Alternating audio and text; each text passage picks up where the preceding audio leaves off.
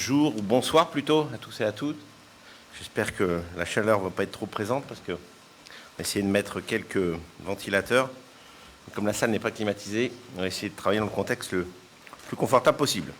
Donc j'ouvre cette séance du conseil municipal, de notre conseil municipal. En premier lieu et formellement, je vais procéder à l'appel des membres pour m'assurer du quorum. Alors, Laurence Briand. Oui. Pardon, présente. Jean-Philippe Dupuis. Présent. Daniel Rival. Présente. Xavier Lequéré. Présent. Annabelle Garand. Présente. Christophe Mathieu. Présent. Delphine Fillou. Présente. Bruno Misset. Présent. Sophie Massard. Présente. Bertrand Plouvier. Présent. Sophie Douchin. Elle a dû donner son pouvoir. Nicolas Appert. Présent, monsieur le maire. Nathalie Hazard. Présente. Bruno Denis. Je crois aussi qu'il a donné un pouvoir. Sophie Peureux. Jean-Yves Levédé. Présent. Caroline Glon. Présente. Pascal Mabi. Présent, monsieur le maire. Karine Chalier. Présent. Jean-Christophe Perriot. Présent. Stéphane Burban. Anne-Laure Berry. Présente. Sandrine Levouedec. Philippe Mandin a donné son pouvoir, je crois, moi-même. Ensuite, Jean-Yves Gontier, je crois, a donné son pouvoir à M. Renaud. Marina Marchais. Présente. Caroline Leroux. Présente. Laetitia English. Pouvoir, d'accord, à Caroline Leroux. Luc Domo. Pouvoir à Dany Lamy. Dany Lamy présente. Présente. Beaucoup. Jacques Renaud. Et Anne Boyer. Présente. Le quorum est donc rempli. Donc je vais solliciter Anne-Laure Berry pour prendre en charge le secrétariat de cette séance, conformément à l'article 1er du règlement intérieur du conseil municipal qui prévoit le plus jeune membre de fait fonction de secrétaire. Et je la remercie d'accepter du regard. J'accepte avec plaisir. Voilà, merci beaucoup. Je poursuis donc en proposant l'approbation du procès-verbal de la séance de la dernière fois, c'est-à-dire du 30 juin dernier, qui a donné lieu à relecture préalable et à la prise en compte d'éventuelles observations. Est-ce qu'il y a des questions ou des observations supplémentaires par rapport aux documents que nous vous avons transmis?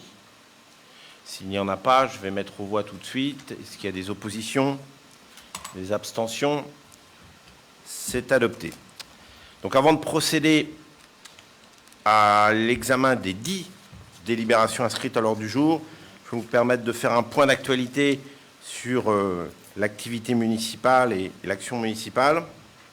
Bien évidemment, je suis obligé, bien sûr, vu les circonstances, de faire un point ce soir sur la situation sanitaire, malgré les espoirs qui étaient apparus le mois précédent.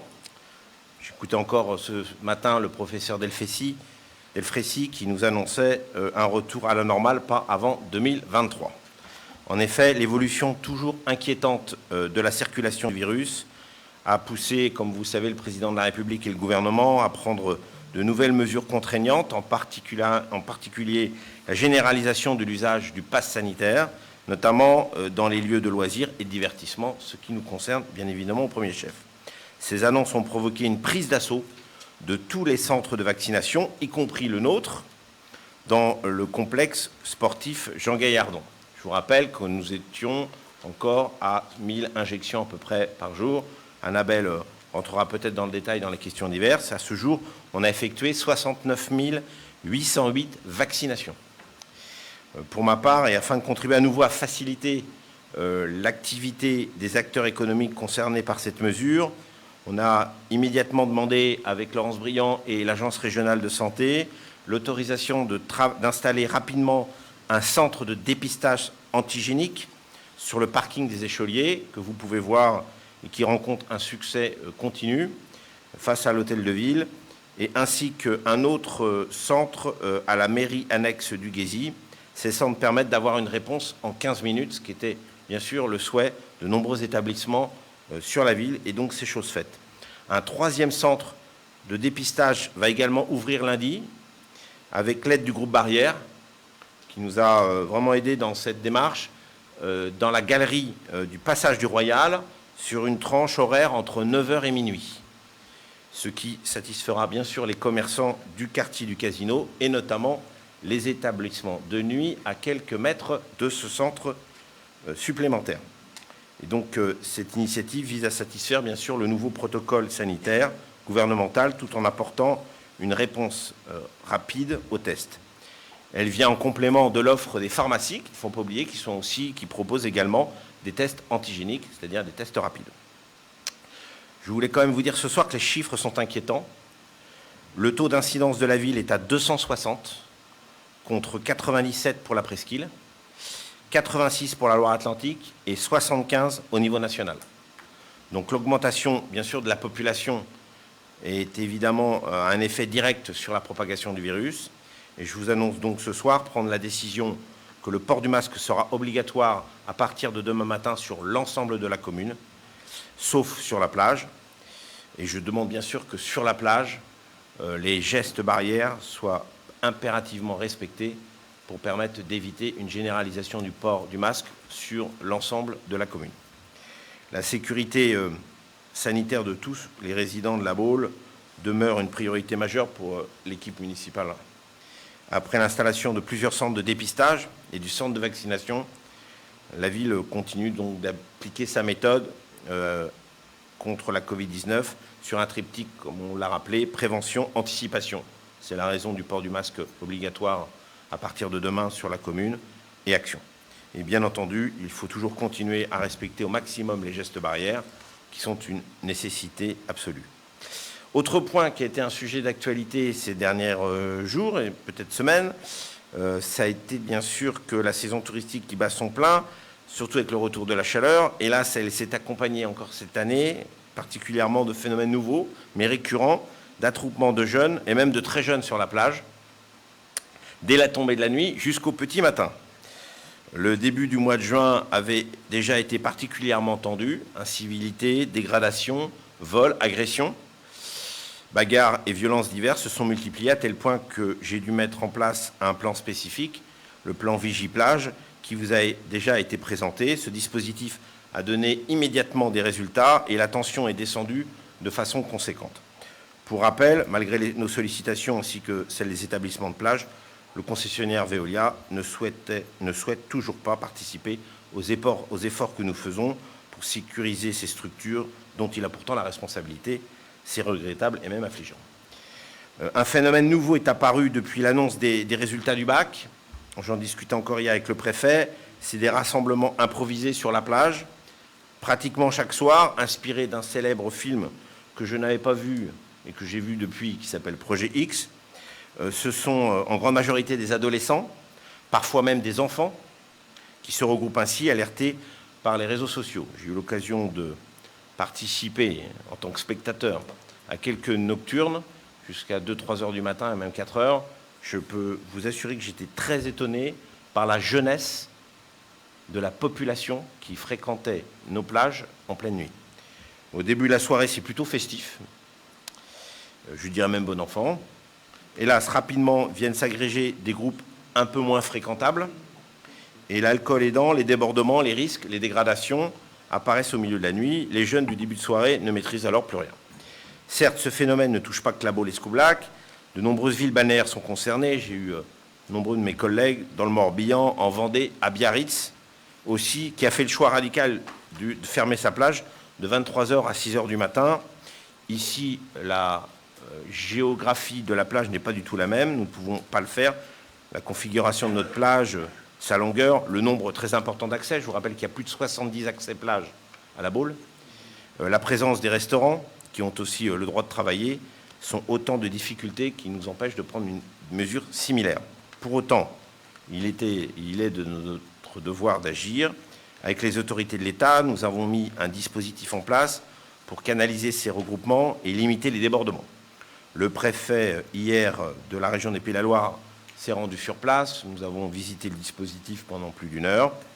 Notre police municipale a réorganisé ses plannings pour être présente jusqu'au matin, ce qui n'était pas le cas auparavant. La police nationale déploie aussi ses effectifs de façon importante, avec notamment la présence de la brigade canine de Saint-Nazaire le soir et où les rassemblements plus importants sont craints. Et la compagnie de CRS, venue en renfort pour cet été, que je remercie encore pour sa présence et son travail, complète ce dispositif très efficace. Cependant, c'est très épuisant pour tous les agents et très perturbant et anxiogène, bien sûr, pour les riverains et les établissements de plage voisins. C'est pour ça que, et c'est pourquoi je demande vraiment aux parents et aux grands-parents de veiller à ne pas laisser leurs enfants ou leurs petits-enfants mineurs à des heures si tardives participer à de tels rassemblements. Ce n'est pas le rôle des CRS de faire ce type d'encadrement qui se rapproche parfois plus du babysitting que de l'ordre public. La plage n'est pas une garderie à ciel ouvert. Je trouve particulièrement regrettable que nos forces de l'ordre doivent ainsi se substituer à l'autorité parentale, souvent pour des enfants et des adolescents en vacances. C'est le rôle des parents de surveiller leurs enfants, surtout quand ils sont mineurs.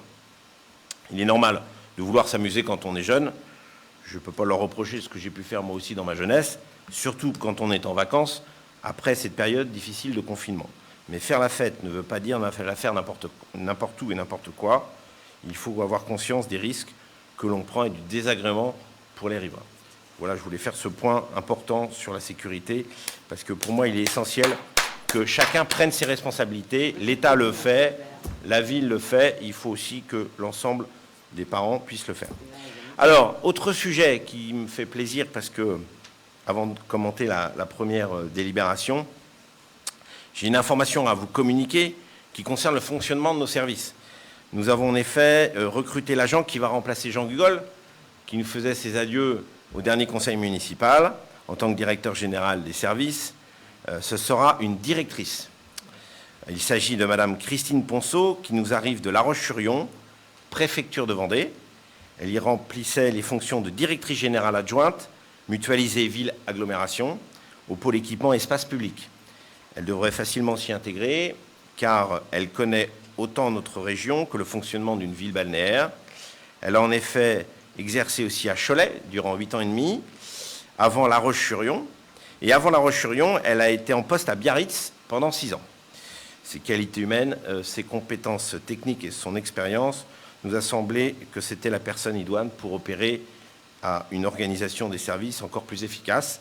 Ce recrutement est d'autant plus appréciable que Mme Ponceau pourra prendre ses fonctions ici dès le lundi 2 août, ce qui fait que la vacance du poste aura été de très courte durée. Et je crois qu'elle nous rejoindra à la fin du conseil municipal.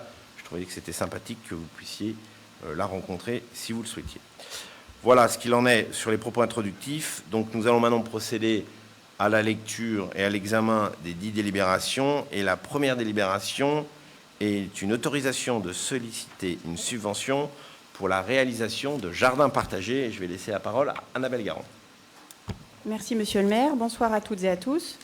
En préambule, même si ça n'a pas aucun rapport direct avec les jardins partagés, je voulais rebondir sur les propos introductifs de Monsieur le maire concernant la sécurité, et plus spécifiquement la sécurité sanitaire des plus jeunes. Les chiffres sont particulièrement mauvais pour les 15-30 ans. Donc j'insiste de nouveau de mon côté. Il faut que toute cette population-là se fasse dépister et surtout, n'oubliez pas que même avec un test négatif, vous pouvez contracter le virus, vous pouvez le transmettre. Donc les gestes barrières restent fondamentaux, y compris pour les gens qui sont vaccinés. C'est d'où la décision également d'élargir le port du masque à toute la commune. Et je compte sur vous tous pour bien retransmettre ces réflexes. Seul ça pourra éviter que nous ayons des mesures qui sont encore plus coercitives sur la ville. Voilà, donc j'ai fini pour le côté moralisateur. Je vais, sans transition, enchaîner du coup avec une demande du coup de subvention pour la réalisation de jardins partagés. Donc comme vous savez, la municipalité souhaite développer les jardins partagés et familiaux sur la commune. L'objectif étant de proposer aux Baulois la possibilité de cultiver leurs légumes et fruits à proximité de leur lieu d'habitation, notamment... Attendez, je baisse un peu, voilà. Notamment dans les quartiers d'Escoublac et du Guésy, où beaucoup d'appartements et de maisons avec des petits jardins ont été construits ces dernières années. Il s'agit également de répondre à un enjeu social et sociétal, parce qu'en effet, les jardins partagés sont également des lieux d'échange de savoir, des lieux d'échange intergénérationnels, qui sont centrés sur la nature et son respect. Je pense que c'est des choses que beaucoup de gens maintenant sont amenés à rechercher. Vous n'êtes pas sans savoir que récemment, nous avons dû abattre la petite forêt de pins qui était située avenue Mézoré face à l'aérodrome en raison de la hauteur des arbres. L'abattage de ce lieu forestier a laissé place à un vide qui a été replanté ou tenté de replanter depuis 3 ans. Malheureusement, les conditions climatiques font qu'il est compliqué de faire pousser correctement les essences qui ont été choisies. Au passage, je rappelle que les échanges qui ont été replantés vont être abattus tous les 10-15 ans et ont été choisis pour ne pas monter au-delà des 10-15 mètres et pour pouvoir ensuite être valorisés en piquet ou en bois d'énergie. Donc sur ce lieu, nous avons fléché environ un peu plus de 5000 m² que nous prévoyons de diviser en 2700 m² de jardin et 1500 m² de verger. Le tout seront donc des jardins et vergers partagés. Ils seront gérés en partenariat avec une association. C'est indispensable parce que ce n'est pas la municipalité de porter ce genre de prestations. Nous avons la chance à la Baule d'avoir l'association des jardiniers de la Presqu'île, qui est une association qui est partenaire de notre commune depuis des années, qui nous rejoint notamment dans le cadre de la Baule en fleurs, qui organise le concours des maisons fleuries avec nous et qui a encore très récemment reçu nos jeunes du CMJ pour des cours et des conseils de jardinage. Donc, le Conseil départemental de Loire-Atlantique a lancé ce printemps un appel à projet que l'on appelle dans le cadre de l'opération France Relance. Ce projet est nommé « Accélérer la transition agroécologique au service d'une alimentation saine, durable et locale pour tous les Français ». La mesure 11 de ce projet concerne une agriculture urbaine des jardins partagés, avec du coup le volet B consacré plus spécifiquement aux jardins partagés et collectifs. L'intérêt, c'est qu'il est possible pour nous d'obtenir une participation d'un montant maximum de 20 000 € à hauteur de 50% de l'opération, uniquement sur les dépenses ultérieures à la date du dépôt de dossier. Cette subvention est aussi corrélée aux aspects environnementaux et sociaux du projet. Donc, j'ai évoqué rapidement les projets sociaux. Pour ce qui est du volet environnementaux, ça a été détaillé dans les documents qui vous ont été remis, mais il est prévu de faire notamment un récupérateur d'eau, une noue pour les eaux pluviales. Donc, on s'est attaché quand même à monter un projet qui soit évidemment très correct d'un point de vue développement durable. Le montant prévisionnel du projet est de 63 604 € TTC. Dans le cadre de ce projet, des travaux de dessouchage sont nécessaires et ont déjà été engagés à hauteur de 17 760 € TTC. Donc, en comptant ces travaux préparatoires non subventionnables, le montant global du projet est estimé à 81 260 € TTC. Je vous précise que la commission environnement a débattu de ce projet, a validé ce projet sous réserve de l'obtention de cette subvention. Nous avons également prévu, du coup, avec la commission, de redébattre sur les termes de la convention qui liera la commune avec l'exploitation du jardin partagé par l'association des jardiniers de la Presqu'île. Donc, je vous propose d'autoriser la commune à solliciter le soutien financier du Conseil départemental de Loire-Atlantique pour la création de ces jardins partagés. L'obtention, encore une fois, de cette subvention étant un préambule à la suite du projet. Je vous remercie. Merci beaucoup, Annabelle. C'est un projet important. C'est une promesse de campagne. Donc, il faut qu'on continue, bien évidemment, à appliquer le programme qui avait été présenté aux Baulois. Demande de parole, Madame Boyer. Oui, merci, Monsieur le maire. Merci, Annabelle, pour cette présentation. Je pense que dans la commission, effectivement, nous avons été très enthousiastes pour la réalisation de ce projet, qui est très attendu, qui était une promesse de campagne de votre liste, mais qui était, je pense, une promesse de campagne de presque tout le monde, parce que c'est dans l'air du temps, et je pense que la plupart des citoyens et citoyennes ont envie, justement, de cette possibilité de cultiver soi-même ses propres... Enfin, ça correspond tout à fait aux nouvelles. Alors, nous espérons vraiment qu'on va pouvoir avoir ces subventions, parce que c'est vrai que sinon, c'est un coût très, très important. Mais ceci étant, l'endroit choisi est aussi très bien. C'est un très bon endroit. J'ai questionné un certain nombre de Bauloises et de Baulois qui trouvent que c'est très, très bien, parce que c'est un lieu visible. Et justement, que ce soit visible, c'est bien. C'est proche des nouvelles habitations, de jeunes ménages. Et en plus, les jardiniers de la Presqu'île ont un savoir-faire sur ce plan ils sont déjà très, très pédagogiques. Moi, j'ai eu l'occasion d'aller les voir. Ils savent expliquer tout. Donc, c'est une très, très bonne idée. Et nous espérons qu'après, il pourrait y en avoir d'autres. Exactement, dans d'autres quartiers, par exemple. Voilà. Une question. Marina. Oui, Ouais. merci, merci Monsieur le maire. Bonsoir à tous.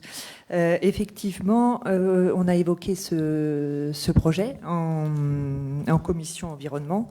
Très qualitatif, très beau, très ambitieux. Aujourd'hui, la délibération, on est sur une demande de subvention, donc ça n'appelle pas d'observation particulière. Le projet est qualitatif. Le choix de s'appuyer sur l'association Les Jardiniers de la Presqu'île est plutôt pertinent parce qu'on sait qu'ils s'inscrivent vraiment dans la démarche environnementale qu'on souhaite donner au projet. Un projet malgré tout un petit peu acté déjà qui nous a pas permis de chercher d'alternatives. On est quand même sur un budget très élevé, on est sur 81 260 euros. Voilà, bon, je sais que c'est dû au fait au dessouchage qui représente un coût vraiment énorme. Et voilà, simplement, on n'a pas vraiment pris à bras-le-corps le projet. Il est hyper qualitatif, hein, je ne reviens pas là-dessus. Simplement, voilà, on n'a pas cherché d'alternative au niveau de la commission. Et je reste quand même sur un coût quand même très très élevé. Donc espérons effectivement, je pense qu'il n'y aura pas de souci au niveau de la subvention, mais on reste quand même sur 81 260 euros quand même. Merci. Annabelle. Oui. Ah, Pardon, c'est vrai qu'on avait je laisse débattu, Annabelle, oui. on a quand même débattu un petit peu en commission et réfléchi à l'opportunité d'un autre lieu qui n'était pas si évidente que ça à trouver sur notre commune, parce qu'on sait qu'effectivement, on n'a pas tant de terrain que ça sur la commune. On avait fléché, pourquoi pas, un autre lieu, plus du côté du Guézy, du côté de Costebellonte, mais là, on a le problème du Civu, c'est sur l'aéroport. Donc c'est pour ça, on a préféré, effectivement, en commission, on était bien tous d'accord, hein, acter cette demande de subvention et voir après ce qu'il en est. Effectivement, le dessouchage a un coût, mais en même temps aussi, comme vous dites, il s'est très bien placé. C'est à l'entrée de ville, il y a la piste cyclable juste à côté.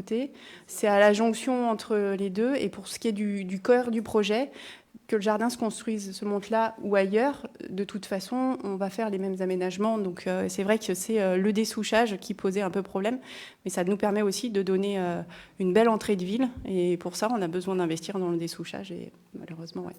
Voilà. Daniel Rival. Oui, merci Monsieur le maire. Bonsoir à toutes et à tous. Moi, j'avais une question. C'est un beau projet. Là-dessus, il n'y a rien à dire. Comme disait Marina, c'est une demande de subvention. Mais il y a eu quand même des problèmes dans les années antérieures par rapport à tous les arbres qui ont été élagués, enfin même pas élagués, arrachés. Et est-ce que la gestion des arbres est bien prévue, le fait que ce soit à côté de l'aérodrome? Voilà, merci. Alors, merci Daniel. Effectivement, alors, pour la parcelle qui a été replantée, les essences choisies, pardon, c'est pas facile à dire, effectivement, sont des essences que l'on peut raboter, enfin couper, et qui peuvent du coup repousser, dont le bois peut être exploité. Donc ça, c'est pour toute la parcelle qui ne serait pas destinée au jardin partagé. Concernant les jardins partagés, la partie verger seule serait plantée d'arbres. Ce seront des fruitiers qui ne vont pas dépasser 6 à 7 mètres de haut et qui donc ne gêneront absolument pas le bon fonctionnement de l'aérodrome qui se situe juste à proximité. Oui, Xavier. Merci. Oui, Xavier. Juste une petite information supplémentaire. En fin de compte, ce projet, c'est vrai que je le porte avec Annabelle depuis le début, puis avec, je pense, beaucoup de personnes de ce conseil. Pour moi, c'est un projet qui est vraiment de qualité de vie. Et je voudrais insister aussi sur le phénomène, c'est qu'il sera accessible pour l'handicap. Donc, c'est aussi un point qu'il faut mettre en avant. On en a besoin. On aura aussi une maison qui sera sur l'inclusif. Et je pense qu'il faut absolument mettre un lien, une passerelle entre les deux. Donc, j'insiste beaucoup sur ce point et qui me tient vraiment à cœur. Voilà. C'est une excellente idée, sachant que pour la maison inclusive, il faut qu'il y ait des activités autour. Et c'est le cas en général de ces maisons-là où on a besoin d'activités, et ça fera sans doute partie des activités qui seront tout à fait intéressantes pour la maison inclusive au presbytère. S'il n'y a pas d'autres... Oui, Pourrais-je ajouter Anne Boyer, un je vous mot en prie. Il y a quelque chose qui existe à La Baule, qui a été mis en place par le précédent municipe, et que la plupart des Bauloises et des Baulois ignorent, c'est qu'il existe des arbres fruitiers à disposition du public au parc paysager. Et c'est complètement ignoré, alors que c'est quand même quelque chose aussi d'important pour notre commune. Alors évidemment, la différence, et je pense que c'est une différence majeure, c'est que ces arbres fruitiers, ils sont à la disposition de tout le monde, mais ils ne sont pas cultivés, ils ne sont pas entretenus par la population. Or, un jardin partagé, c'est justement quelque chose où tout le monde met la main à la pâte. Il y a cet aspect convivial, mais ceci étant, il ne faut pas oublier non plus le parc paysager qui est complètement ignoré et qui est aussi un très beau lieu où on peut se rencontrer. Donc voilà, les deux ont leurs avantages. Je pense que les jardins partagés, c'est évidemment sur le plan social quelque chose de beaucoup plus important, mais tout de même. Jardin partagé qu'on appelait à une époque jardin ouvrier. Exactement, jardin familial. Ou jardin familiaux, oui, ça change suivant les endroits et les périodes. Je voulais juste préciser, le jardin paysager, c'est le parc de la Torre. C'était ça? Vous parliez du parc de la Torre. Donc c'était pour que du coup tout le monde parce qu'on en a plusieurs déjà. Ah oui, pour ceux qui nous regardent, c'est le parc de la Torre. Oui, c'est le parc de la Torre où effectivement il y a des arbres fruitiers qui sont d'ailleurs des arbres fruitiers avec des essences assez anciennes en plus qui sont du coup il y a de la préservation aussi. Voilà. Je savais que. Bon. Eh bien, c'est heureusement qu'on n'a que des délibérations parce que nous ne sommes qu'à la première. Je propose qu'on la mette aux voix. Est-ce qu'il y a des oppositions? Des abstentions? C'est... Délibération, deuxième délibération. Je vais laisser la parole à Jean-Philippe Dupuis sur les subventions aux associations. Merci, Monsieur le maire. Bonsoir à toutes et à tous, chers collègues. Je vous propose d'attribuer une subvention de fonctionnement à l'association sportive du Tennis Country Club Barrière-la-Baule pour un montant de 10 000 € afin de soutenir l'organisation du tournoi organisé en juin dernier et qui s'inscrit dans le calendrier national des grands tournois de la FFT. Je vous propose d'approuver le montant indiqué, étant précisé pour la forme que tout élu qui serait intéressé à cette association est invité à quitter la salle du conseil municipal et à s'abstenir de participer au débat et au vote. Merci, Monsieur le maire. Merci, Monsieur Dupuis. Est-ce qu'il y a des interventions? Madame Lamy. Merci, Monsieur le maire. Bonsoir à tous. Alors, nous tenions à vous faire part de notre satisfaction d'encourager et de voir revenir des compétitions de tennis à la Baule. Alors, je suis mal placée étant très peu sportive. J'aime beaucoup le tennis quand je le regarde. Et on n'oublie pas qu'on a eu quand même des grands champions et championnes, Baulois et Bauloises. Donc, nous tenions à vous remercier pour cette subvention et on espère que dans les années à venir, les compétitions se multiplieront. Merci. Merci, Madame Lamy. La parole est à Monsieur Mathieu. Sur le sujet sportif. Merci, Monsieur le maire. Bonsoir à tous. Non, mais pour vous donner quelques informations, puisqu'il y a eu aussi un tournoi Balmimosa, d'ordre international, deuxième tournoi en France pour les 12, 13 et 14 ans, 200 joueurs, et à cause du Covid, bien sûr, certains pays n'ont pas pu se déplacer, mais le Japon, l'Équateur, les États-Unis et les pays européens étaient présents. Donc, encore une fois, c'est le deuxième tournoi dans la même année. Donc, voilà. Merci, Monsieur Mathieu. Je crois que les Italiens ont eu de la chance encore cette fois-ci pour ce sport. Décidément, ils ont la baraque en ce moment. Donc, je vais mettre aux voix s'il n'y a pas d'autres commentaires. Est-ce qu'il y a des oppositions? Des abstentions? C'est adopté. Alors, délibération numéro 3, on va rester dans le même domaine. Désignation d'un représentant au conseil d'administration du La Baule Tennis Club. Et je laisse la parole à Monsieur Mathieu. Merci, Monsieur le maire. Donc, désignation de représentants au sein du conseil d'administration de La Baule Tennis Club. L'association de La Baule Tennis Club, lors de son assemblée générale extraordinaire en date du 26 mai 2021, a voté la modification des statuts de l'association.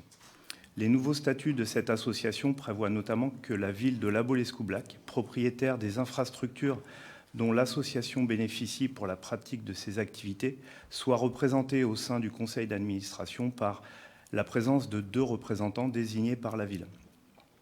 Au total, le conseil d'administration comprend 9 membres minimum, dont la ville, 2 pour la ville. La mairie reste ainsi minoritaire, ce qui garantit l'autonomie de la gestion de l'association. Aussi, il est proposé au conseil municipal la nomination de représentants suivants: Christophe Mathieu, en tant que titulaire, et Sophie Douchin. Membres suppléants, Pascal Mabi et Jean-Yves Lehuélé. Est-ce qu'il y a des questions, des observations? Oui. Oui, bonsoir, merci Monsieur le maire. Je vous en prie. Donc, nous savons qu'une réunion a eu lieu début juillet à l'occasion du renouvellement des membres du bureau du tennis club. Et nous avons pris connaissance de l'inquiétude des parents quant à l'avenir du club. Et nous aimerions savoir si des décisions ont été prises par la mairie, par la municipalité, parce que beaucoup de parents s'inquiètent. Et on aimerait avoir quelques réponses, parce qu'ils nous posent énormément de questions. Donc, on aimerait savoir où ça en est. Merci beaucoup. Merci. Monsieur Mathieu. Alors effectivement, le nouveau conseil d'administration a eu lieu, des nouveaux votes, nouveaux présidents, vice-présidents et trésoriers ont été nommés. Donc c'est vrai qu'énormément de questions ont été posées lors de ces 2 ou 3 réunions d'ailleurs. Donc la première pour l'entrée de tennis au mois de septembre pour l'école de tennis. Tout ça est en voie d'être géré par les nouveaux membres du bureau, avec une nouvelle équipe qui s'est mise en place, des anciens qui sont revenus, des anciens qui sont partis malheureusement. Mais voilà, c'est vraiment une restructuration complète du club, du fait des nouveaux arrivants. Voilà, c'était important de remettre un peu tout ça à plat. Les investissements du fait de la mairie, on en avait parlé déjà, d'environ 220 000 €, c'était important, donc il fallait vraiment remettre tout ça à plat. Et puis le padel qui est remis aussi en place avec des nouvelles infrastructures qui vont être donc gérées différemment, avec le squash aussi. Donc voilà, c'est vraiment une grosse machine et un bel écrin qu'on va avoir pour les nouveaux arrivants et ceux qui y sont encore. Donc voilà, pour les parents, il n'y a pas de souci, tout sera prêt pour septembre. Merci Monsieur Mathieu pour ce club. 3 raquettes, alors je comprends maintenant, c'est ça. Vous voulez rajouter quelque chose, Daniel? Oui, merci Monsieur le maire. Je voulais simplement dire quand même que la municipalité de La Baule a mis un outil exceptionnel qui a coûté très très cher quand même à la commune, et où on a écouté toutes les attentes de l'association. Et là, Christophe peut le dire, puisque ils lui font quand même pas de cadeau en assemblée générale. Et c'est pour ça que j'aimerais le défendre, parce que c'est quand même un bel outil qui a coûté plus de 2 millions d'euros. Et je suis désolée, c'est pour le bien-être des enfants, c'est pour le bien-être des parents qui adorent voir leurs enfants faire du tennis. Mais je ne peux accepter la méchanceté qui est mise sur l'adjoint au sport, et malgré ce bel outil qui leur a été donné, parce que c'est un outil exceptionnel. Oui. Voilà, oui, c'est ce que je voulais dire. Merci. C'est moi qui distribue la parole. Excusez-moi. Merci, c'est moi qui distribue la parole. Si vous voulez reprendre la parole, vous me le demandez, bien sûr. Et je vous le passe, sans problème. Allez-y. J'y vais. Donc voilà, non, c'était juste, Christophe Mathieu n'a pas du tout été remis en question. C'est vraiment l'inquiétude des parents. Enfin, moi, par rapport à ce qu'on me demande, c'est vraiment l'inquiétude des parents. Mais merci. Ok, merci beaucoup. Christophe, dernier mot. Et dernier mot pour le tennis ce soir. Au conseil d'administration, des parents, d'élèves sont présents maintenant. Donc ils représentent l'école. Donc ça, c'est important aussi, ce qu'il n'y avait pas avant. Merci beaucoup. Est-ce qu'il n'y a pas d'autres observations? Je propose de mettre aux voix. Est-ce qu'il y a des oppositions? Des abstentions? C'est adopté. Alors, délibération numéro 4, les tarifs de la restauration scolaire pour 2022-2023. Je laisse la parole à Annabelle Garon. Merci, Monsieur le maire. Donc, chaque année, en prévision de la rentrée de septembre, le conseil municipal est appelé à adopter les tarifs de la restauration scolaire qui s'appliquent en année scolaire et non pas en année civile. Donc, je vais vous faire quelques rappels chiffrés de manière à ce que vous ayez bien tous les éléments.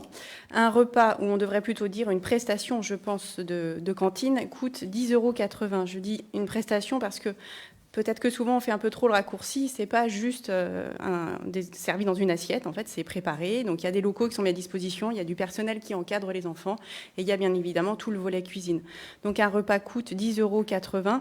Les parents, en année 2020-2021, d'enfants baulois, enfin les parents baulois, payent 2,80 €. Nous proposons une augmentation de 2%, ce qui ferait 5 centimes, donc 2,85 € le repas. Ce qui veut dire que du coup reste à charge des parents 26% du montant global, les 3/4 de la prestation étant pris en charge par la municipalité. Voilà, je voulais juste également vous préciser que il y a 624 enfants baulois qui déjeunent à la cantine et 72 enfants non baulois sur nos sur nos un peu plus de 1000 élèves. Voilà, j'arrête avec mes chiffres et je vous laisse du coup la parole. Merci. C'est important d'expliquer quand même que les parents ne payent que 20% du coût du repas. On a un peu le même débat sur le transport. On ne se rend pas toujours compte que c'est à peu près les mêmes ordres de grandeur. Est-ce qu'il y a des observations sur... Oui, Madame Lamy. Oui, je voulais souligner que malgré l'augmentation plus que raisonnable, les tarifs baulois restent plus bas que la plupart, pour ne pas dire toutes les communes avoisinantes, y compris Saint-Nazaire. Donc je trouve que la mairie, là, ne peut absolument pas être mise en cause d'aucune sorte que ce soit. Les enfants mangent dans de bonnes conditions et les tarifs sont remarquablement bas. Merci beaucoup, Madame Lamy. Je ne vais pas avoir que des amis sur l'ensemble du territoire, parce que les Nazériens ne vont pas aimer. Je rigole. Merci beaucoup. Est-ce qu'il y a d'autres observations? Il n'y a pas d'observation. Ah, Anne Boyer, excusez-moi. Juste, je rejoins évidemment Dany Lamy sur l'appréciation du prix très peu élevé sur notre commune pour les repas scolaires et quand même pour de la qualité. Je rappelle que nous sommes en train de changer complètement notre offre pour les repas scolaires et un certain nombre de parents m'ont dit est-ce que ce serait pas judicieux de passer au quotient familial? Donc je leur ai dit que de toute façon cette année on gelait évidemment, mais c'est une question qu'on peut se poser. Je ne suis pas sûr que ce soit avantageux pour les parents, mais il faudra voir, c'est une question qu'il faudra poser. Parce que effectivement, les familles qui n'ont pas les moyens d'assurer les repas, le CCAS pourvoit très largement à leurs difficultés. C'est vrai que quelquefois, il y a des parents qui sont un peu gênés. Donc je pense que c'est une question qu'il faudra que nous réexaminions dans le cadre de notre commission pour la transformation des repas scolaires. Mais pour l'instant, je pense que tout le monde y retrouve son compte et que c'est quand même exceptionnel d'avoir des repas plus que corrects pour ce prix. Merci beaucoup, Madame Boyer. Rajouter quelque chose, non? Merci beaucoup. Est-ce qu'il y a d'autres observations? Bon, je vous propose de mettre aux voix. Est-ce qu'il y a des oppositions? Des abstentions? C'est adopté. Alors, ensuite, délibération concernant les avenants aux conventions avec l'OGEC des écoles Sacré-Cœur et Saint-Joseph-Pavie. Je laisse la parole à Annabelle Garon. Oui, merci Monsieur le maire. Donc, je vais vous faire un petit préambule qui récapitule les dispositions réglementaires. Donc, l'article L442.5 du Code de l'éducation précise que les établissements d'enseignement privé du premier et du second degré peuvent demander à passer avec l'État un contrat d'association à l'enseignement public. Les dépenses de fonctionnement des classes sous contrat sont prises en charge dans les mêmes conditions que celles des classes correspondantes de l'enseignement public. Les établissements organisent ensuite librement toutes les activités extérieures au secteur sous contrat. Pour rappel, la loi du 26 juillet 2019, numéro 2019-791, pour l'école de la confiance, modifie le Code de l'éducation, article L131-1, en rendant obligatoire l'instruction scolaire à partir de 3 ans. La situation de notre ville maintenant. Sur la commune de la Baule-Escoublac, 2 écoles sont concernées, ce qui représente au total 424 élèves, dont 290 sont résidents baulois pour la rentrée 2020-2021. Nous avons l'école Saint-Joseph de Pavie qui compte 219 élèves et l'école Sacré-Cœur qui compte 205 élèves. La ville, par ailleurs, possède 4 autres écoles qui réunissent à L4 684 élèves, soit un total de 1108 élèves pour la rentrée dernière. Le coût d'un élève baulois, son évolution et la prise en charge par la ville. Donc, la circulaire 2012-025 du 15 février 2012 a pour objet principal de préciser les conditions pour garantir la parité de financement entre les écoles élémentaires publiques et privées sous contrat et précise également les dépenses à retenir dans le calcul des coûts. Pour les communes concernées par des écoles sous contrat d'association, ce qui est notre cas, la participation aux dépenses de fonctionnement des établissements d'enseignement privé sous contrat du premier degré à hauteur des dépenses de fonctionnement consenties pour les écoles publiques est toujours obligatoire. Pour évaluer les impacts financiers, il est normalement nécessaire que les OGEC communiquent des éléments financiers avec des prévisions budgétaires de leur structure. À savoir que le coût moyen d'un élève baulois dans le public est de 1 590 € par an. La crise du Covid-19 ayant bouleversé les plannings et les organisations, il n'a pas été possible pour les 2 écoles de recevoir et de préparer les éléments financiers dans les délais qui permettent une analyse correcte. Aussi, en concertation avec les OGEC, il est proposé de prolonger la convention cadre de septembre 2017 en maintenant les conditions financières, à savoir une participation forfaitaire de 1 163,75 € par enfant baulois, je précise, inscrit aux écoles du Sacré-Cœur et de Saint-Joseph-Paby. Ce qui fait pour nos 290 enfants 337 487,500 € par an. Je tiens à ajouter qu'il faut y ajouter un forfait de 3 € par repas. Voilà, je vous remercie. Merci Madame Garand. Est-ce qu'il y a des observations? Madame Boyer. Oui. C'est tout à fait normal de reconduire ce qui a existé, puisque apparemment il n'a pas été possible de donner les finances des deux OGEC. Ceci étant, ça fait quand même, c'est la deuxième ou la troisième fois que ça arrive. Donc je pense qu'il y a un moment, il faudra quand même être assez exigeant et demander quand même qu'ils nous fournissent leur rapport financier, leur bilan financier. Oui. Alors, on a des éléments financiers, mais c'est vrai que c'est un gros dossier à refaire, la convention cadre. Et à leur décharge, les conditions sanitaires de ces 2 dernières années, avec les rebondissements, leur a pris, je pense, beaucoup de temps. Et bon, voilà. Après, on n'a pas cherché à être trop exigeant cette année. On le sera si pour les années prochaines. Merci beaucoup pour ces précisions. Pas d'autres observations? Je vais mettre aux voix. Est-ce qu'il y a des oppositions? Des abstentions? C'est adopté. Alors, délibération sur le transfert du logement de fonction pour la DGS, parce que maintenant que j'ai dit que c'était une femme, pour la directrice générale des services. Monsieur Jean-Philippe Dupuis. Merci, Monsieur le maire. Transfert donc du logement de fonction pour le futur directeur général des services. Mais c'est-à-dire quand la délibération a été écrite, on ne savait pas encore. Voilà.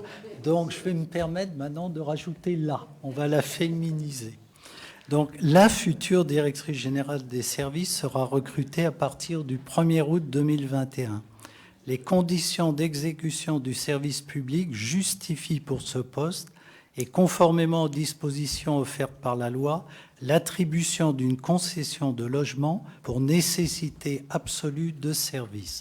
Aussi, je vous propose d'attribuer à la future DGS une concession de logement pour nécessité absolue de service 6 allées des Aulnes à La Baule-Escoublac. Cette attribution sera calculée en avantage en nature sur la base d'une valeur locative de 1 500 € mensuels et l'ensemble des charges relatives aux locataires, eau, électricité, taxes seront à sa charge. Un arrêté viendra compléter ces dispositions pour une mise en œuvre au 1er août.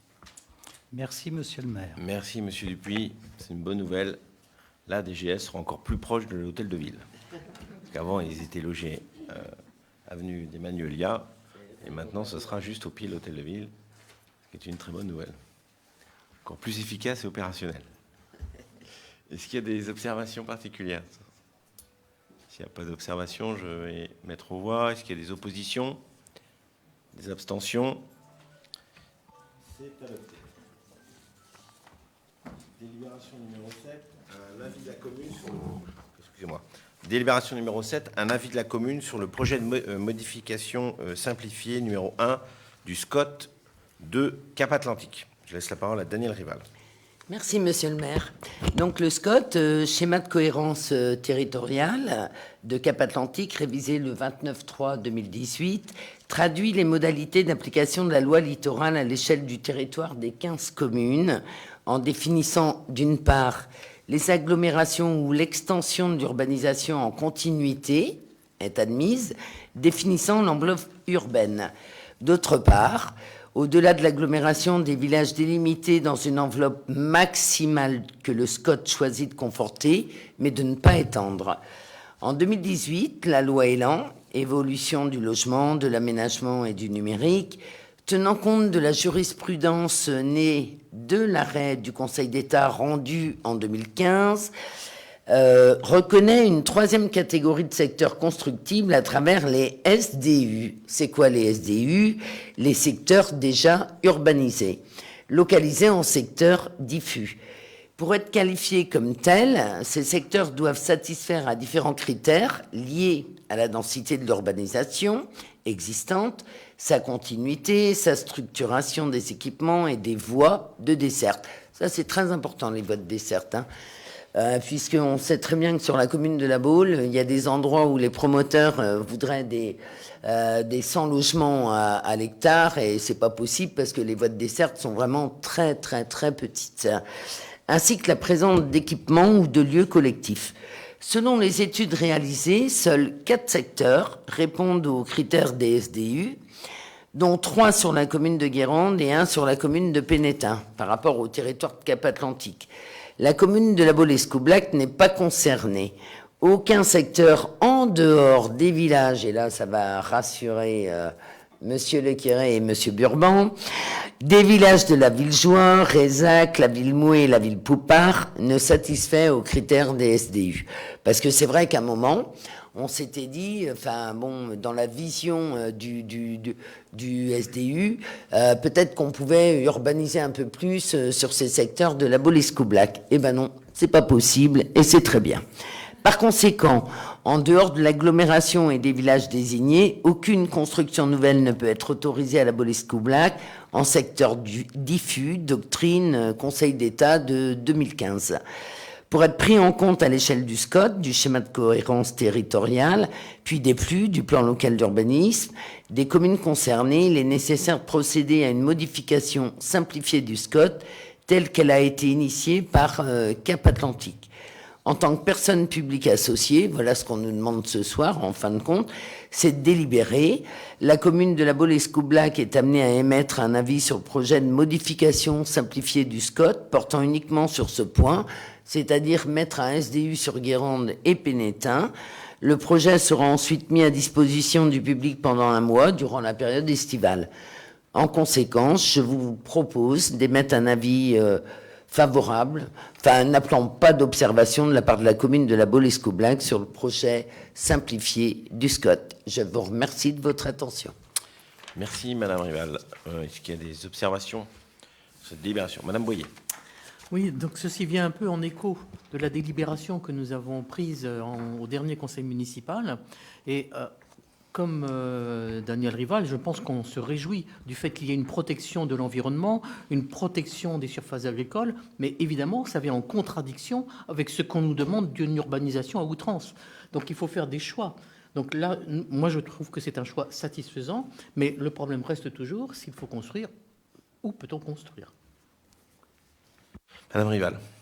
Alors, on a appris pas plus tard qu'hier qu'il y avait des communes tests, donc il y avait Guérande, Pénétin, enfin j'ai appris ça hier, je sais pas tout le nom des communes de Cap-Atlantique, mais on a une carte au niveau de la commune de La Baule où tout l'urbanisme est géré dans un logiciel. Alors je suis pas une pro de l'informatique, hein, je le dis, j'adore les chiffres, mais l'informatique c'est pas où là je suis la meilleure. Mais en fin de compte, cette carte, maintenant l'État, par rapport au plan local d'urbanisme et par rapport au PLH, plan local d'habitat, ces communes ont été des communes tests et aujourd'hui on demande à la mairie de La Baule de lui fournir tout ce qu'elle fait au niveau de l'urbanisme, toutes les déclarations préalables, tous les promoteurs, donc de toute façon on n'a pas le choix. Il faut le faire, donc j'ai donné mon aval puisqu'on n'a pas le choix.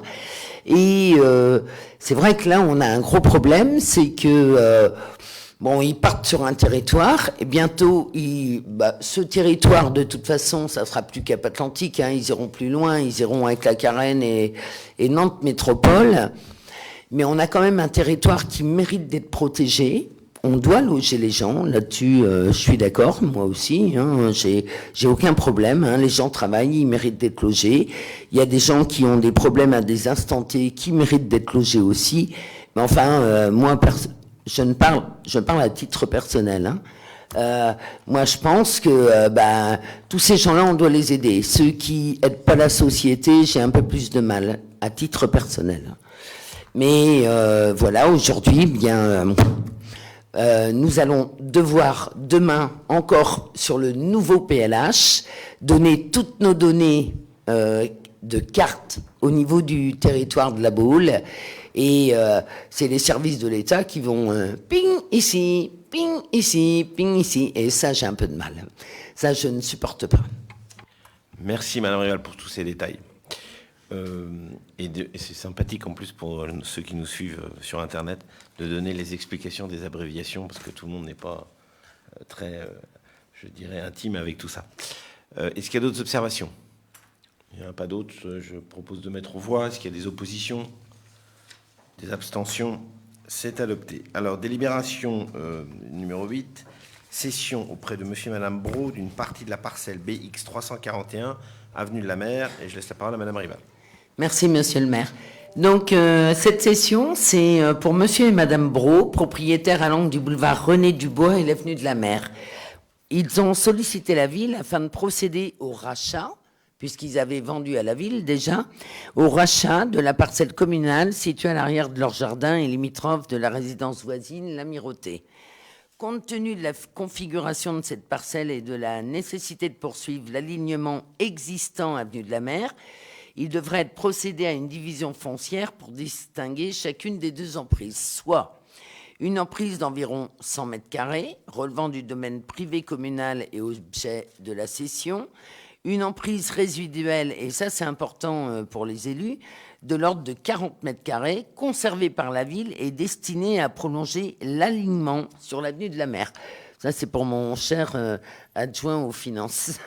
Après s'être assuré que la propriété voisine n'était pas conjointement intéressée par ce rachat, il est proposé de faire droit à la demande des consoeurs Brault. À cet égard, il convient de rappeler que la commune a déjà procédé en 2008 auprès de ces mêmes propriétaires à la cession d'une emprise de 108 mètres carrés sur ce même site pour leur permettre d'agrandir leur propriété selon une valeur de cession de 2 000 € le mètre carré. En dépit de l'estimation de France Domaine, qui évalue la valeur de la parcelle BX 341 à 1 000 € le mètre carré, je vous rappelle quand même que ça avait été vendu la commune avait acheté en 2008 à 2 000 € le mètre carré. Il est proposé au consort Brault qu'il l'accepte d'acquérir l'emprise sollicitée dans les mêmes conditions qu'en 2008, à savoir 2 000 € le mètre carré. Cette valeur se rapprochant davantage de celle du marché actuel de l'immobilier. À cela s'ajoute à la charge des acquéreurs l'ensemble des frais relevant de la cession. Mais pour répondre à M. Perriot, effectivement, on aurait pu aussi aller plus haut pour demander le remboursement aussi des frais de notaire. Mais aujourd'hui, c'est eux qui se retrouvent à payer les frais d'acte. À cela s'ajoute à la charge des acquéreurs l'ensemble des frais relevant de cette cession. Dans ces conditions, je vous propose d'approuver la cession auprès de monsieur et madame Brault d'une emprise de 100 mètres carrés environ, issue de la parcelle BX 341, au prix de 2 000 € le mètre carré. D'incorporer dans le domaine public communal l'emprise résiduelle de 40 mètres carrés environ, destinée à prolonger l'alignement de l'avenue de la Mer. Et je voulais dire que la commission urbaniste travaux présidée par Sophie Massard, ce soir-là, avait acté aussi cette décision. Merci. Merci Madame Rival. Est-ce qu'il y a des observations ou des éléments supplémentaires? S'il n'y en a pas, je propose de mettre aux voix. Est-ce qu'il y a des oppositions? Des abstentions? C'est adopté. Alors, délibération suivante, qui sont les travaux du clubhouse et vestiaires du stade d'Escoublac à la relance des lots 2, 6 et 8. Je laisse la parole à Monsieur Dupuis. Merci, Monsieur le maire. Alors, des consultations concernant les travaux de réhabilitation et amélioration thermique du clubhouse et des vestiaires du stade d'Escoublac ont été initiées les 27 avril et 4 juin 2021. Nous vous proposons de signer les 3 marchés listés restants dans la délibération pour un montant total de 165 412,68 € hors taxes. Il s'agit des lots numéro 2, couverture à la société Protect Toit Tilla Trignac pour un montant de 17 366,49 €, du lot numéro 6, carrelage faïence à la société Repère la Montagne pour un montant total de 27 146,19 € Et enfin, le lot numéro 8 de plomberie chauffage à la SAS Lucas Thermie Bougnay pour un montant de 120 900 €. Ainsi, tous les marchés auront été attribués. Merci, Monsieur le maire. Merci, Monsieur Dupuis. Est-ce qu'il y a des observations? Madame Boyer. Juste une petite remarque comme ça. Je trouve qu'un peu les clubhouse, il y a le clubhouse du Sporting, par exemple, et puis le clubhouse du terrain d'Escoublac. Bon, ceci étant, ça mérite amplement, évidemment, d'être... les sportifs d'Escoublac méritent vraiment amplement d'avoir un clubhouse de bonne qualité. Pour la prochaine fois, on va essayer de trouver un autre nom. Si vous si avez des idées, n'hésitez pas. On va demander aux internautes qui nous suivent, ils peuvent éventuellement nous transmettre des bonnes idées. Monsieur Dupuis. Merci de votre intervention, parce que sur 3 délibérations, il n'y a pas eu de questions posées, donc ça me fait plaisir. Et je trouve que par rapport au prix qu'on a mis, ça mérite le mot clubhouse. Merci. D'accord, vous nous donnerez le seuil pour savoir. Bon, autre, c'est question de forme, question de fond. Monsieur Lequet. Oui, non, juste pour abonder sur cette délibération. En fin de compte, je suis ravi qu'on puisse, en fin de compte, trouver tous les lots, enfin, qu'on puisse avoir les entreprises pour pouvoir démarrer. Parce que c'est vrai que c'est un bel outil. C'est quand même, la SCE regroupe évidemment le football dedans, mais c'est 1100 membres qui font partie de cette belle association de la SCE. Et depuis que ça a été érigé, il n'y a pas eu une réflexion en fin de compte de fait dans cet ouvrage. Donc franchement, voilà, je pense qu'ils vont être ravis et je suis déjà ravi pour eux. Donc, merci. Très bien, on n'aura plus qu'à inaugurer. Alors, est-ce qu'il y a d'autres observations sur ce clubhouse? S'il n'y en a pas, je vais mettre aux voix. Est-ce qu'il y a des oppositions? Des abstentions? C'est adopté. Autre délibération, une délibération sur les marchés passés par voie de procédure adaptée. Et je laisse la parole à Monsieur Dupuis. Merci, Monsieur le maire. Alors, c'est juste une information. Donc, nous vous informons que des consultations ont été diligentées par voie de procédure adaptée aux fins d'attribuer des marchés de travaux, de fournitures ou de services. Dans ce cadre, 8 marchés et 1 reconduction ont été signés. Leurs détails figurent sur le projet de délibération. On a 2 acquisitions de tondeuses, 5 accords cadres à bon de commande pour une durée d'1 an reconductible 2 fois et 1 reconduction. Alors, juste à titre d'information, procédure adaptée, ça veut dire que la mairie définit librement les modalités de passation du marché. Bien sûr, les marchés sont limités à une somme de 90 000 €. Après, on est obligé de faire des appels d'offres. Merci, Monsieur le maire. Merci, Monsieur Dupuis. Est-ce qu'il y a des observations? S'il n'y en a pas, je vais mettre aux voix. Est-ce qu'il y a des oppositions? Des abstentions? C'est adopté. Donc, toutes les délibérations ont été passées à l'ordre du jour. Je vais laisser la parole aux questions diverses. Est-ce qu'il y a des questions diverses? Madame Fillou. Bonsoir à tous, bonsoir Monsieur le maire. Juste une petite précision, on aurait pu craindre que la mise en place du pass sanitaire pénalise une nouvelle fois le monde de la culture et les artistes avec les belles animations culturelles qu'on a mises en place pour le mois d'août.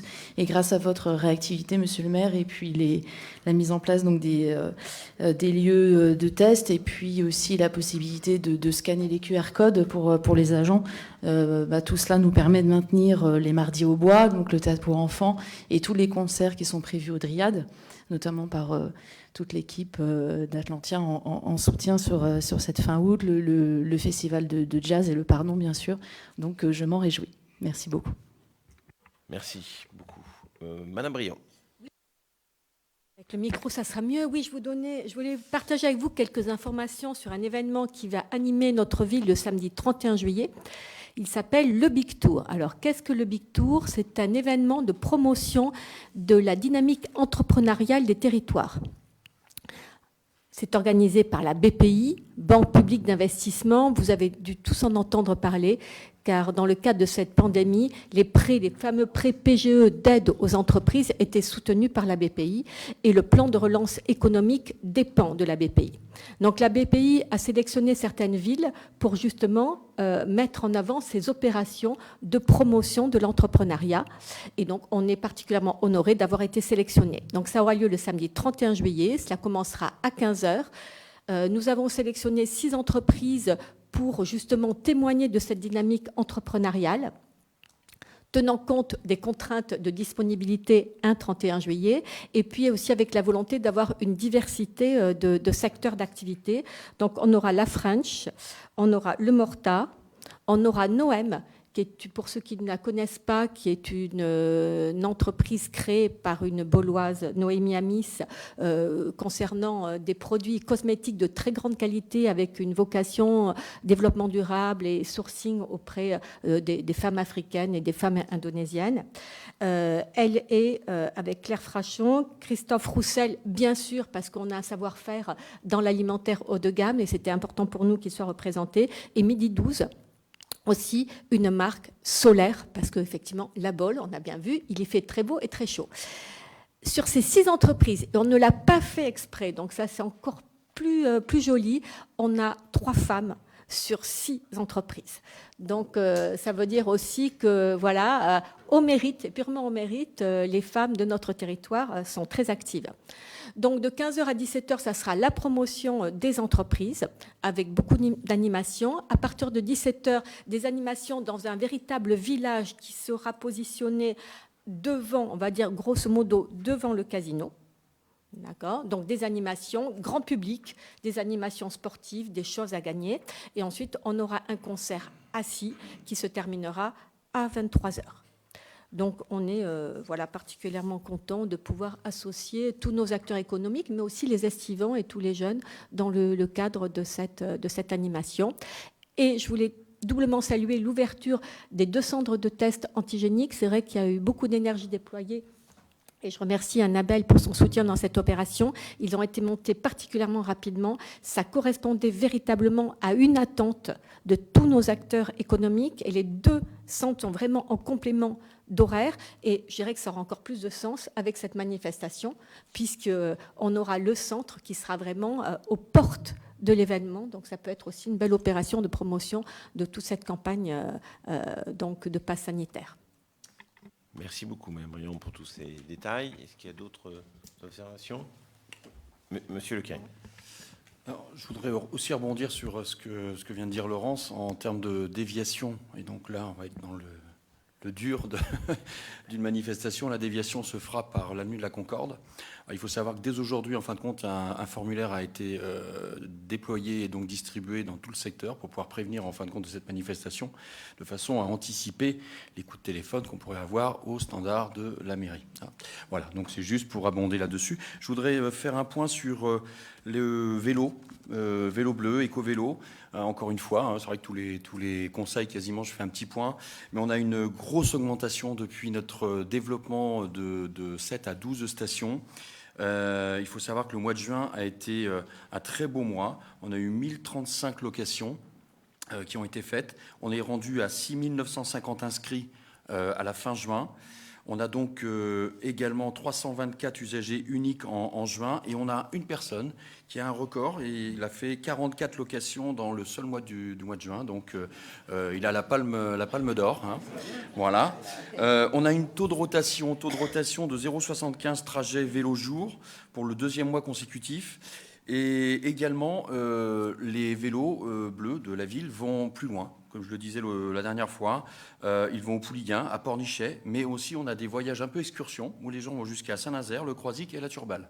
Donc on a vraiment un développement qui est en passe vraiment de prendre une bonne vitesse de croisière.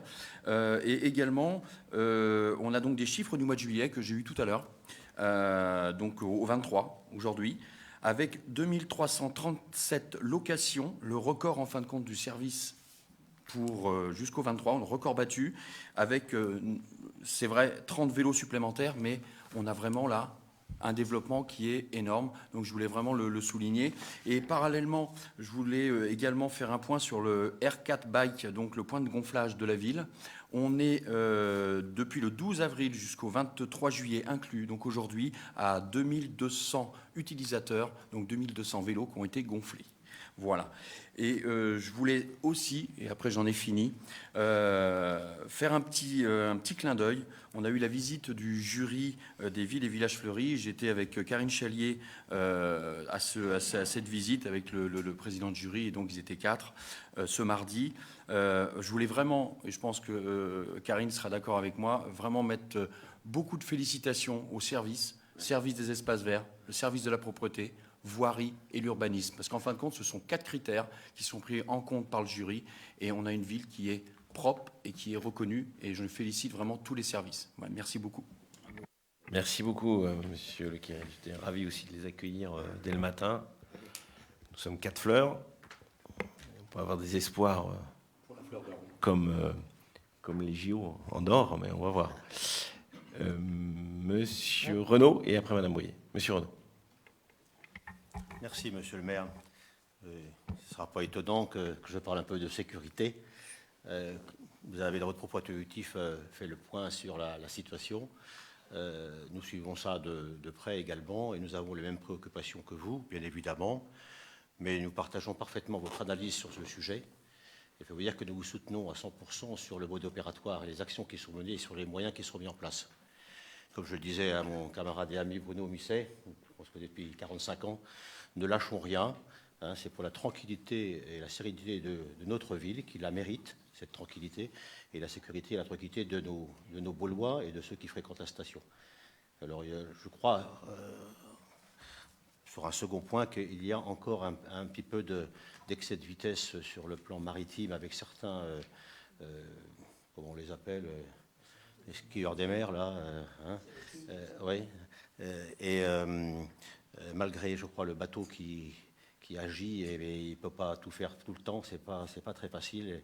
Et je crois que c'est vrai que l'entente avec les communes pour justement juguler un petit peu ces excès de vitesse de certains bateaux et certains scooters des mers, voilà, mériterait peut-être encore de renforcer les moyens à la fois de prévention et pourquoi pas de sanctions. En tout cas, sachez que nous sommes derrière vous en totalité à 100% pour ce problème qui nous empoisonne de temps en temps l'existence. Je note au passage que, contrairement aux années précédentes, les affaires d'incivilité ne sont pas dans nos quartiers un peu en périphérie, mais plutôt sur le devant de la boule. Merci. Merci pour vos remarques. Madame Boyer. Oui, donc je vais parler d'une autre sorte d'insécurité ou de sécurité. On m'a demandé, la saison est avancée, et je pense que il y a plein de choses qui se passent et tout le monde s'en félicite, parce que c'est vrai qu'on a l'impression d'une ville active, vivante, où tout le monde peut trouver chaussure à son pied, on va dire. Hein. La progression du vélo, c'est aussi très très marquant, parce que ça veut dire que c'est une ville sur le plan environnemental où on voit qu'on va dans le bon sens. Donc tout ceci est extrêmement positif. Alors, ceci étant, je pense qu'on peut toujours s'améliorer, et j'ai un certain nombre d'échos. Alors, pour une saison prochaine peut-être, mais il faut en tenir compte, de sorte d'insécurité sur la plage. Alors une première, où il faudrait essayer de mettre en garde un certain nombre de familles qui font des trous très très très très très profonds sur la plage, et c'est très très dangereux pour les enfants, voire pour les chevaux qui ne voient pas les trous, et ce sont des trous pérennes, c'est-à-dire qu'ils ne se rebouchent pas très très facilement. Donc il faudrait essayer de trouver un moyen de mettre en garde. C'est un amusement sur la plage, hein. On creuse le trou le plus profond possible, mais on ne se rend pas compte des dangers peut-être auxquels on sera confronté après. Alors une autre sorte de choses qu'il faut peut-être améliorer, on m'a dit qu'on trouvait encore des déjections canines dans le sable, et que c'est très très bon. Je pense qu'il y a des efforts de fait, mais on peut toujours faire mieux. Et j'ai transmis, par exemple, à Annabelle tout à l'heure, on m'a dit qu'il y a des exemples dans d'autres villes qui se font sur le ton un petit peu humoristique. On pourrait peut-être, par exemple, en ville, je m'habille, mais on pourrait mettre aussi des choses un petit peu humoristiques sur les déjections canines. Donc, non, il pourrait y avoir un certain nombre de choses comme ça. Hein. Alors après, je vois que nous avons nos petits cendriers de plage collector. Mais je ne sais pas où ça en était de la réflexion qu'on avait eue la dernière fois sur les fumeurs sur la plage. Et les fumeuses, parce que hélas, il y a beaucoup de fumeuses. Oui. Bon, merci beaucoup pour ces remarques. On va tâcher bien sûr d'y tenir compte. Bon, je vous rappelle quand même que même s'ils sont très peu présents, il y a quand même un prestataire qui doit gérer l'entretien de la plage. Et normalement, c'est le concessionnaire Veolia. Si ce n'est pas son métier, je ne sais pas pourquoi ils sont là dans ces cas-là. Donc, honnêtement, là aussi, il faut qu'on soit très vigilant sur leurs prestations à eux.